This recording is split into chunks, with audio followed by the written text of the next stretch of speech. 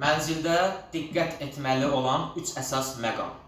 Birinci, usta və qiymət seçimi. Burada söhbət nədən gedir? Ustanın qiymətini birinci maraqlanmazdan əvvəl onun gördüyü işlərlə maraqlansanız, bu çox gözəl olar və gələcəkdə sizi müəyyən bir xərclərdən xilas edəcək. İkinci, təmir, layihə və dizayner. Bu o deməkdir ki, evinizin layihəsini bir dizaynerlə məsləhət etdikdən sonra iki fərqli dizaynerlərə məsləhət etməyiniz tövsiyə olunur. Nəyə görə?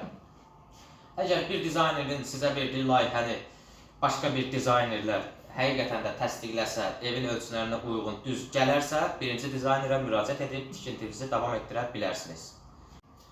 Üçüncü əsas məqam.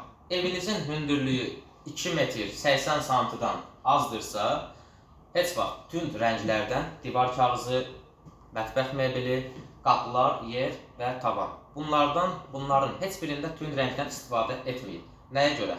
Bu bir müddətdən sonra göz yorucu olacaq və sizə yenidən təmirinizi bərpa etməyinizə bir yol göstərəcək və xərcləriniz çoxalacaq.